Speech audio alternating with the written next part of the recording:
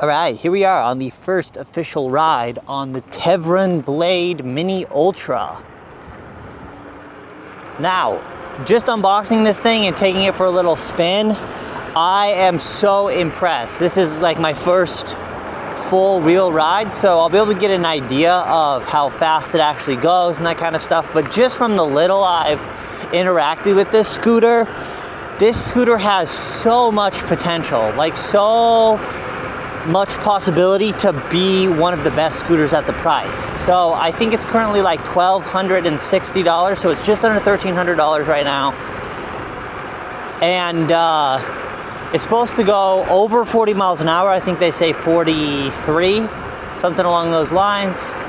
And they claim a ridiculous 3.9 second 0 to 30. There's no way it's gonna get even close to that, but what I will say is that even though it's a ridiculous claim, I do think just from my little bit of acceleration testing, I think this might literally be the fastest like accelerating scooter at this price that I've ever tested. The thing is like dangerously zippy. It definitely competes with scooters, you know, $300–400 more expensive than it.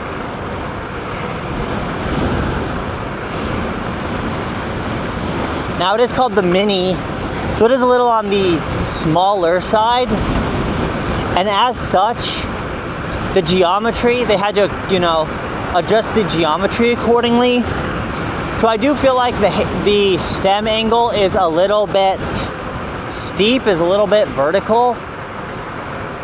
And so I feel like if this does have like a weakness that I would guess, it would be stability at high speed. It doesn't come with any sort of damper and that kind of stuff.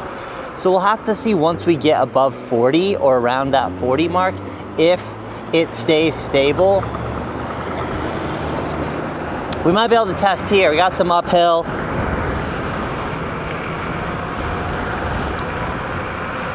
I also have to check the GPS tracker after and see how accurate it is, but you'll be able to see down in the corner.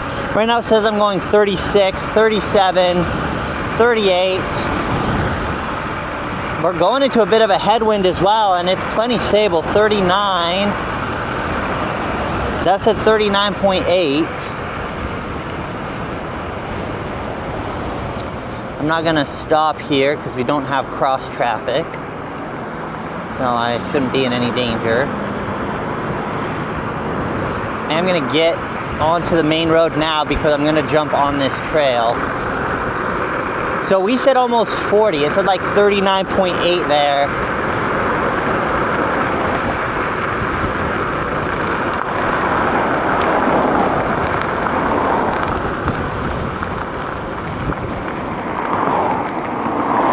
Nice. Honestly, it kind of surprised me with how stable it was. It wasn't wobbly at all. I thought just from looking at it that the geometry and size was going to be an issue. I am a bit far. It does feel like I'm a little bit cramped on this riding platform, but it doesn't feel egregious. And like at this price point and for what they're marketing this to be, it is supposed to be a compact electric scooter. It is supposed to be a scooter that is easy to move around, which is always something I like. I love the scooters that balance portability and performance because it's an electric scooter, you know? You want it to be portable to a certain extent.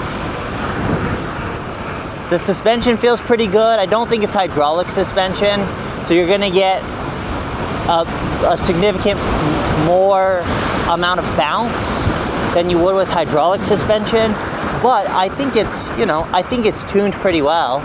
I don't feel like I can bottom it out, but it doesn't feel like it's bottoming out aggressively. It genuinely just feels like the right amount of suspension for this. And, you know, decent suspension considering that it's not hydraulic. I also like smaller scooters because they're nimble. Like, they're just so easy to maneuver and control here. The brakes are also really good. I think there's a decent amount of electronic braking mixed in there, but you do get hydraulic disc brakes. Now, I've kind of over time come to expect that at this price once you get over $1,000. And once you get to $1,000, honestly, like, you should start seeing hydraulic disc brakes there.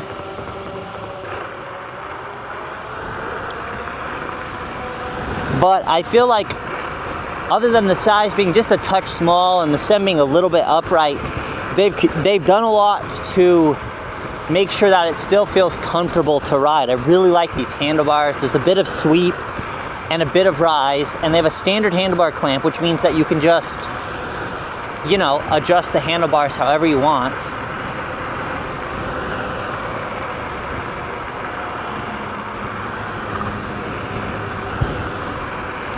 And you can swap in your own handlebars. They're a good width. These grips are not locking grips, but they're slide-on grips. But like, honestly, they're really solid. They don't move around hardly at all. It's got so much polish. I genuinely am really, really liking this scooter. It made such a good first impression during the unboxing. And it just like works. The assembly was very straightforward. There wasn't anything convoluted. It just has a good locking mechanism. It's nice and compact. Before I rode it, I took it up to the mountains just to get some pictures and some video of it. And just loading it up was so easy. I was able to I didn't even have to put it in the bed of my truck. I was just able to put it in the cab of my truck really easy, which is always nice.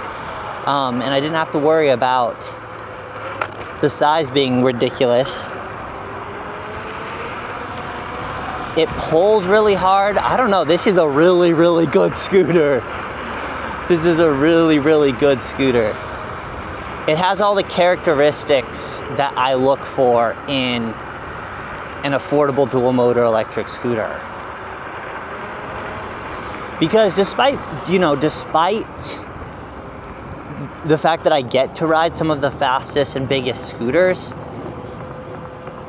I like to approach it from like, okay, if I was buying a scooter, what would I actually care about? And which one of these scooters would I actually be willing to spend my money on? And so when I find a scooter that balances portability and performance, where it's fun, high quality, you know, has everything you'd want in a scooter and it's still affordable, like that stands out to me much more than like being able to ride a 60-mile-an-hour scooter. I'd rather take a super polished, portable 40-mile-an-hour scooter than a big chunky one that is a pain every time I have to try and load it up into a car or something, or move it around, or, you know, even spin it around in the garage can be a pain with those bigger scooters. That's why the Klima has been on top of my list. You know, the Nami Klima has been on top of my favorite scooters list for as long as it has, because it really is that perfect blend. And this kind of feels like a mini version of the Klima in terms of just like neck braking acceleration in a really polished package. I think if this had hydraulic suspension, like, I would already be able to go like, okay, this is like a near perfect scooter. It's just, now that I'm on these bumps, there is a bit of bounciness to this suspension, but it's not awful. The only thing is if you are going to make a scooter go 40 miles an hour, then you definitely need to make sure that the suspension can handle impacts at those speeds. I'm not talking quality, but I'm just talking about like overall bounciness of the scooter.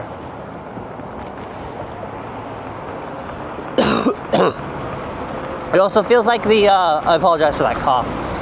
It also feels like the throttle's really responsive and smooth. So it's definitely sine wave controllers.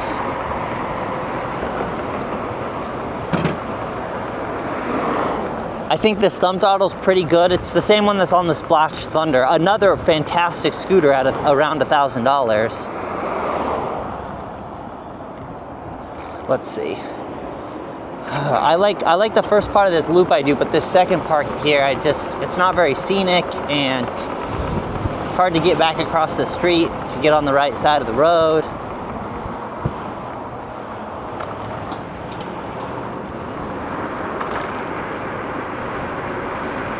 Let's see here. Sure, I don't. No one looks this direction when they're pulling out, man.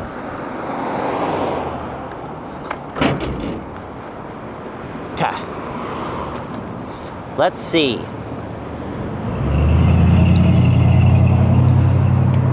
Let's see. We can go up or we can go straight here.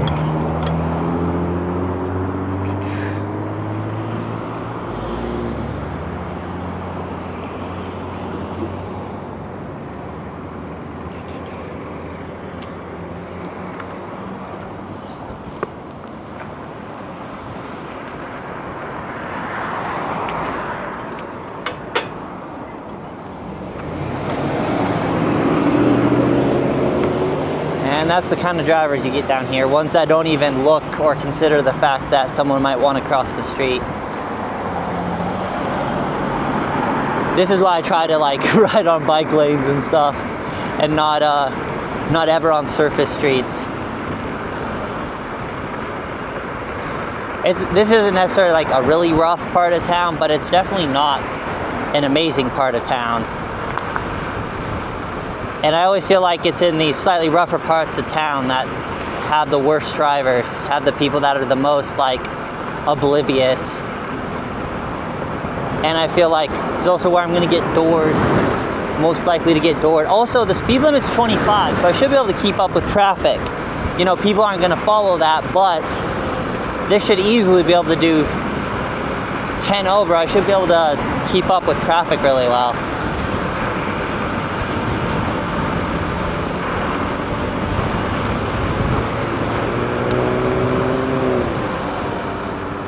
Yeah, I think that electronic braking is a little overly aggressive.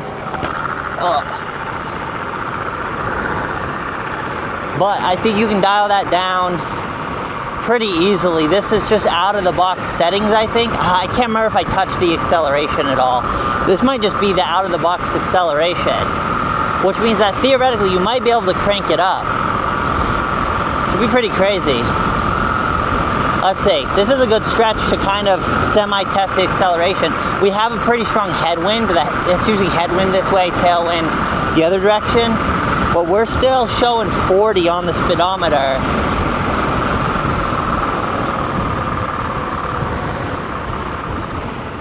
A little bit of wobbly bounciness out of that suspension for sure, but